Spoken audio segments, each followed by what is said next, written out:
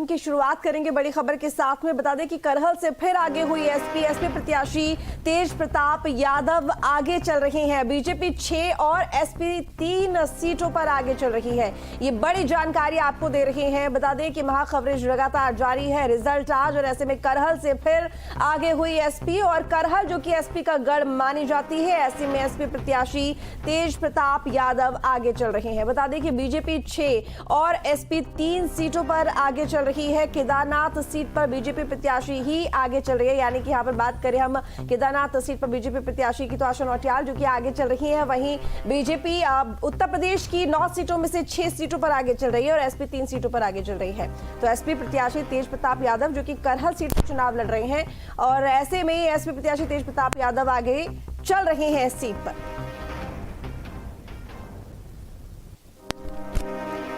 आगे बढ़ेंगे अगली बड़ी खबर। महाराष्ट्र में 206 सीटों के रुझान, और महाराष्ट्र रुझानों में महायुति आगे चल रही है। महाराष्ट्र में एनडीए 110 सीटों पर आगे चल रही है। महाराष्ट्र में एमवीए 96 सीटों पर आगे चल रही है। ये बड़ी जानकारी आपको दे रही है। महाराष्ट्र के रुझान क्या कह रहे हैं उसकी तस्वीर आपको दिखा रहे हैं। 206 सीटों की अगर बात करें रुझानों की, तो रुझानों में फिलहाल महायुति आगे है, और वहीं एनडीए 110 सीटों पर आगे चल रही है, और एमवीए की बात करें तो 96 सीटों पर आगे चल रही है। ये बड़ी जानकारी। बता दें महाराष्ट्र के परिणामों को लेकर 206 सीटों के रुझानों की बात हम कर रहे हैं, और ऐसे में फिलहाल महायुति आगे चल रही है। बता दें कि 2 फाड़ होने के बाद, चाहे यहां पर एनसीपी की बात करें या फिर बात करें शिवसेना की, तो उसके बाद का ये परिणाम।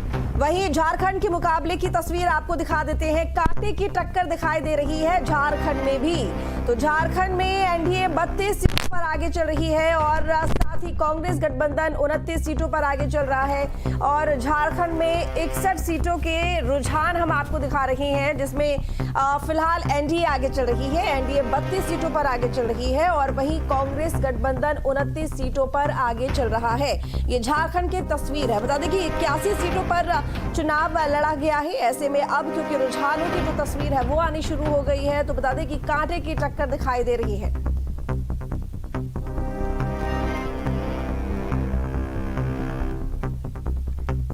तो चलिए इसी बीच सीधा रुख करेंगे अब हमारे संवाददाताओं की तरफ। अगर बात करें हम यहाँ पर सीसा मऊ की, तो वहां से श्याम तिवारी हमारे साथ में जुड़े हुए हैं, और खैर से हमारे साथ में धीरेन्द्र जुड़े हुए हैं।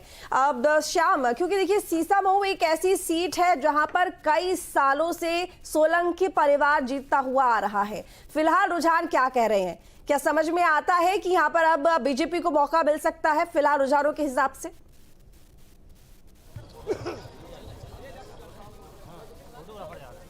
देखिए, रुझान अपनी जगह पे, नतीजे अपनी जगह पर हैं। पहले राउंड का नतीजा यहाँ पर आ चुका है, और आपको बता दें कि लगभग 2300 वोटों से नसीम सोलंकी आगे चल रही हैं। समाजवादी पार्टी की नसीम सोलंकी 2300 वोटों से लगभग आगे चल रही हैं। आपको बता दें, इस सीट की अगर बात की जाए तो यहाँ पर जो मुकाबला हुआ है, बहुत कांटे का मुकाबला हुआ है। एक तरफ समाजवादी पार्टी ने पूरा जोर लगाया, तो वहीं बीजेपी के नेता जब से इलेक्शन डिक्लेयर हुआ था उसके बाद से यहाँ पर कैंप कर रहे थे और बहुत मेहनत की है यहाँ पर। तो ऐसे में दोनों ही पक्षों का दावा ये है कि उनकी पार्टी यहाँ जीत हासिल कर रही है। आपको बता दें कि 22 सालों से बीजेपी यहां पर जीत हासिल नहीं कर सकी थी। ऐसे में क्योंकि यहां पर समाजवादी पार्टी के विधायक 3 बार से लगातार जीतते आ रहे थे, इरफान सोलंकी, और उन्हें जब सजा हुई उसके बाद ये सीट रिक्त हुई, तो बीजेपी ने इस पर एक साथ साथ गली मोहल्लों तक पहुंच करके ये सुनिश्चित किया कि उनकी पार्टी यहां पर जीत हासिल करे। लेकिन जिस तरीके से वोटिंग का पैटर्न रहा है, क्योंकि यहां पर मुस्लिम मतदाताओं की संख्या बहुत ज़्यादा है, 42% मुस्लिम मतदाता है जो माना जाता है समाजवादी पार्टी को वोट करता है। तो ऐसे में जो मुस्लिम मतदाता है, क्योंकि जो वोटिंग परसेंटेज है वो डाउन हुआ है। पिछली बार जब यहाँ पर विधानसभा चुनाव हुए थे तब यहाँ पर 55% वोटिंग हुई थी, जबकि इस बार 6% ये आंकड़ा जो है वो गिर गया है। तो ऐसे में जो टक्कर है वो काफ़ी कांटे की मानी जा रही है। और पहले राउंड का जिस तरीके से नतीजा सामने आया है उसमें नसीम सोलंकी 2300 वोटों से लीड करती हुई दिखाई पड़ रही हैं। तो ऐसे में ये मुकाबला आगे जैसे जैसे राउंड बढ़ेंगे और अधिक रोचक होने वाला है, और माना यह जा रहा है कि जीत हार का जो अंतर है वो काफ़ी कम होने वाला है, क्योंकि दोनों ही जो पार्टियां हैं उनके जो दावे हैं कि उनका जो बहुमत वाला क्षेत्र है, जैसे मुस्लिम बाहुल इलाका है, समाजवादी पार्टी का कहना है कि वहाँ पर बम्पर वोटिंग हुई है। वहीं दूसरी तरफ क्योंकि यहाँ पर दलित मतदाताओं की संख्या दूसरे नंबर पर है, एक तरफ जहाँ 1,10,000 मुस्लिम मतदाता हैं तो 60,000 दलित मतदाता और उसके बाद ब्राह्मण मतदाताओं की संख्या आती है। तो ऐसे में बीजेपी का दावा यह है कि बस्तियों में भी लाइन लगा करके वोटिंग हुई है, तो ऐसे में उनकी पार्टी जीत हासिल कर रही है। लेकिन क्योंकि मतगणना की प्रक्रिया शुरू हो गई है, एक एक करके राउंड आने शुरू हो गए हैं और क्योंकि सबसे कम राउंड उत्तर आपके पास। और इस बीच बड़ी खबर आपको बता दे तो लगातार वोटों की गिनती जारी है और इस बीच मीरापुर सीट से इस वक्त की बड़ी जानकारी सामने आ रही है, जहां पर बड़ा उलटफेर